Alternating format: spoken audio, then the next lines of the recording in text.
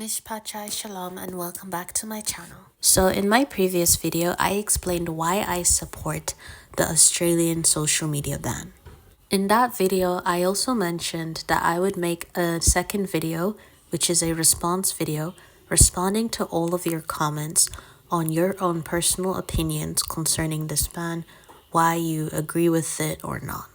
I personally chose to ask some of my friends and relatives for their opinions concerning the social media ban. I wanted to get a bit of insight into how people outside in the world were feeling about it, but through my close friends and relatives.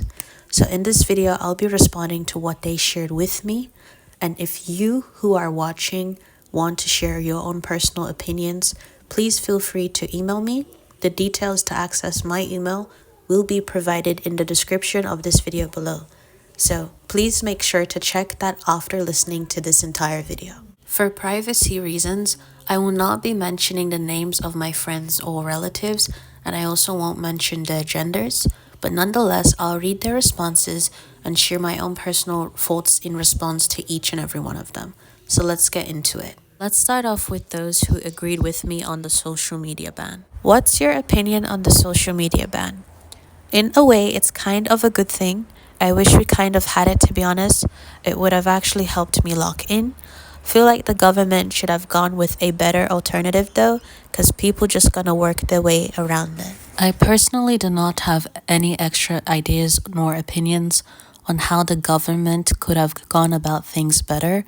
Overall, I do agree with this person's stance on the social media ban. Everything that was said, I do agree with. The only thing is I do not have any further input on alternative approaches the government could have taken. Even though kids can find their ways around the ban, such as using their parents' information for instance, parenting also plays a big role. While people often focus solely on the government, it's also the responsibility of parents to ensure that their children are using the internet responsibly. So I do agree with the comment about the ban itself, but I personally don't see any other ways the government could have handled it differently. For those who think that the government could have done it better, I would ask what ideas would you propose, and you can feel free to email me your thoughts if you would like to share them. But as for me, the only additional aspect to consider is parenting. Parents need to prevent their children from accessing their information to bypass restrictions. When parents play their part, the problem of underage access to social media can be addressed more effectively. I discussed parenting in my previous video as well. So overall, I believe that the government acted appropriately, and I do not have any further suggestions on how they could have handled the issue of people using alternatives. The key is that parents also have a responsibility in guiding their children. Let every soul be subject unto the higher powers, for there is no power but of God. The powers that be are ordained of God. And ye fathers, provoke not your children to wrath, but bring them up in the nurture and admonition of the Lord. So in reading those two scriptures, my goal was to prove that the government and parents both have a responsibility to play, and I don't believe that it has to contradict each other. It can complement each other so long as the government and the parents goes about things the right way concerning kids. What's your opinion on the social media ban? Honestly, I think it's a good thing for kids. Most people spend more time on devices than in real life. I don't think platforms such as YouTube should be banned though. Personally, I think that this is quite fair. The only thing that I do express disagreement with was towards the end, where the commentator said that they didn't believe that YouTube should have been banned. For me personally, I don't believe that it is consistent to argue that YouTube should be exempted from the social media ban for people under 16. Platforms such as Facebook, Snapchat, Instagram, TikTok, X, formerly Twitter, and more have been banned for minors under 16, and YouTube is also a social media platform. Therefore, I believe that it should be held to the same standard. it is also very easy to show inconsistency or lower standards when it comes to things that we personally prefer or feel attached to, while being stricter with things we dislike. However, I do believe that showing integrity in our beliefs requires applying the same standard across the board, regardless of our personal preferences. So, in acknowledging that YouTube should be included, I do believe that we demonstrate consistency and intellectual honesty, and in return, it strengthens and amplifies our support for the Australian government's decision to ban social media access for people under the age of 16. Judge not that ye be not judged, for with what judgment ye judge, ye shall be judged, and with what measure ye mete, it shall be measured to you again. And why beholdest thou the mote that is in thy brother's eye, but considerest not the beam that is in thine own eye? Or how wilt thou say to thy brother, let me pull out the mote out of thine eye, and behold, a beam is in thine own eye? Thou hypocrite, first cast out the beam out of thine own eye, and then shalt thou see clearly to cast out the mote out of thy brother's eye. Judge not according to the appearance, but judge righteous judgment. The context of Matthew chapter 7 is not a condemnation of all personal judgment, but a correction of how judgment is exercised. Jesus teaches that when we judge, it must come from righteousness rather than hypocrisy. This is made even clearer in John 7 verses 24, where Jesus instructs us to judge not according to appearance, but to judge righteous judgment. Being judgy in itself is not a sin. Judgment is something humans do constantly, and it reflects the nature of God, in whose image we are made. Throughout Scripture, God is consistently revealed as a just and righteous judge, and I will provide those references in the description below. In implying this interpretively to the social media ban, whether we support it or we don't, integrity in belief is important. Jesus repeatedly condemned hypocrisy throughout Scripture, not discernment. Everyone has the right to support or criticize government policies, and in this case, those of the Australian government, but such positions should be rooted in righteousness and truth, not hypocrisy or falsehood. So I have no malicious intention in assassinating the character of this commentator, but I'm just communicating that it's important to be consistent with the things that we believe. Nonetheless, the commentator continues, as of controlling people, I mean kind of, but it is for the greater good. Social media can be beneficial though, it's just an excessive use. I think they should have placed like a time limit. Again, I agree with everything stated by this commentator. Yes, the government is exercising a level of control here because restriction is by definition a form of control, but it is being applied for the greater good. In Australia, we already accept government restrictions in many areas. Alcohol consumption is limited to those aged 18 and over. Learning to drive begins at 16, and there are numerous other age-based regulations. Government restrictions are not inherently bad. They can, and often do, exist for the protection and well-being of society. This is especially relevant when it comes to social media use, as many people under the age of 16 tend to be immature in how they use these platforms. I supported this point using my own high school experience, which I discussed in my previous video, linked in the description below. That said, I understand the argument that introducing time limits may seem like a reasonable way to address the issue of under 16s accessing social media through alternative means despite the ban. However, time limits have already existed on platforms such as YouTube and Instagram, and possibly others, for quite some time. Yet, despite their presence, they have not effectively solved the problem. These limits are easily bypassed by simply pressing ignore or skip and continuing to use the app. I can say this honestly because I have done it myself on YouTube, so I know how ineffective it can be in practice. So while time limits may be a well-intentioned idea, they are ultimately not strong enough to deal with the issue of alternatives. As I have stated before, I believe the responsibility does not rest solely with the government. Parents also have a crucial role to play by ensuring their children do not gain access to their personal details, which can then be used to create social media accounts.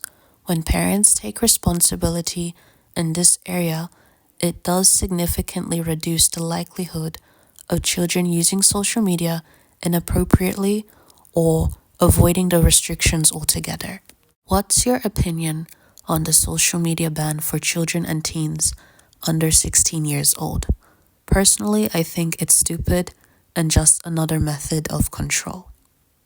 This comment is clearly different from the previous two, as it is opposed to the social media ban, whereas the first two were in agreement with it. Again, I acknowledge that the social media ban and restriction are a form of government control. However, as I have already addressed earlier, not all forms of government control are inherently bad, as this comment seems to imply, whether intentionally or not. Second of all, I do not entirely agree with the use of the word stupid. Stupid is defined as having or showing a great lack of intelligence or common sense. I do not believe this decision was rooted in foolishness, but rather in wisdom. The government did not target all Australians, it specifically targeted those under the age of 16. This age group tends to be more immature in their use of social media, even though not every individual under 16 behaves this way, a point I already addressed in my previous video. Targeting this specific age range reflects intentional and thoughtful decision making. I do believe that the ban can be bypassed if there is a lack of proper parenting and over-reliance on the government alone. As I mentioned earlier when discussing righteous judgment, everyone has the right to criticize whomever or whatever they choose. However, criticism that stems from falsehood or misrepresentation is not entirely valid. The government's actions were not senseless, rather they addressed a real concern, even if the policy itself can be bypassed without parental involvement.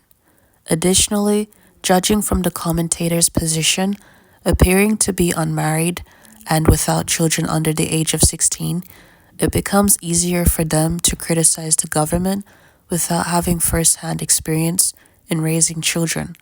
Notably, parents who have raised or are raising young children make up a significant portion of those, both Australians and non-Australians alike, who support the ban and admire the government's actions in doing so. It is far easier to label the policy as stupid when one does not have children misusing social media in the first place. Even though I am not personally married and am currently single and thus have no experience in raising children of my own, logic tells us that younger individuals should often look to adults and elders who do have experience for insight and guidance, which are very valuable, especially on matters that directly affect children and families. Likewise, ye younger, submit yourselves unto the elder. Ye all of you be subject one to another, and be clothed with humility. For God resisteth the proud, and giveth grace to the humble. Young people also have the capacity for wisdom. Elihu, for example, whose name in Hebrew means, "He is my God," was a young man who educated even grown men, including Job, Bildad, Zophar, and Eliphaz, showing that age alone doesn't guarantee understanding, according to Job chapter 32, verses 4-7. There is still a remnant of young people who can behave wisely and not foolishly, even when the majority of their peers act carelessly. During my high school experience, I had to put up with a lot of nonsense and tomfoolery, but God has granted me wisdom, and to Him goes all the praise.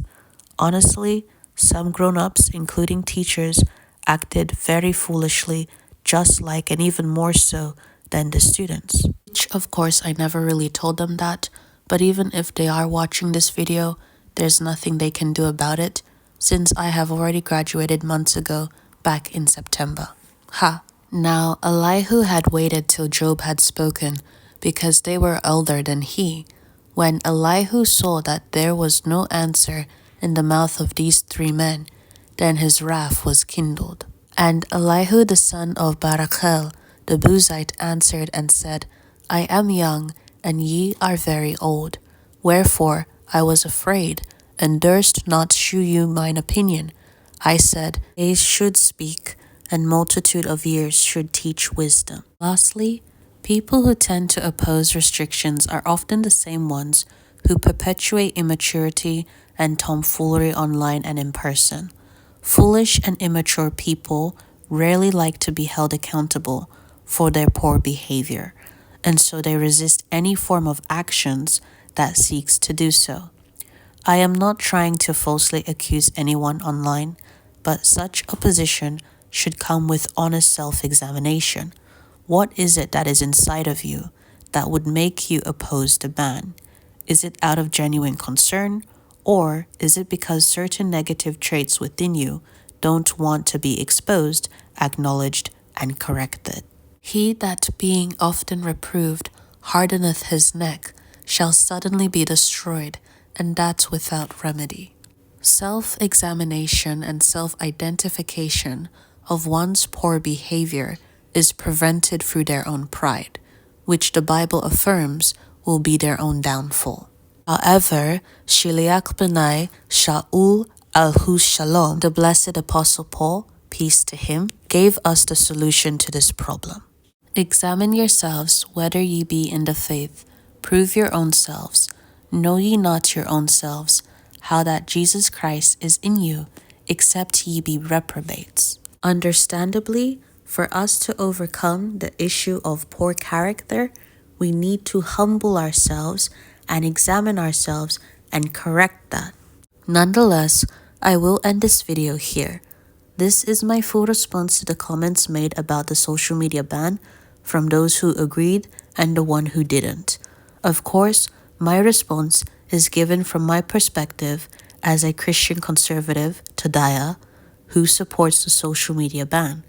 I am open to all of your thoughts and responses. If you feel that I left something out, or if you disagree with anything I said, please feel free to contact me privately through my email. Details for accessing my email will be provided in the description below. Thank you for listening. Shalom Rav Elisha.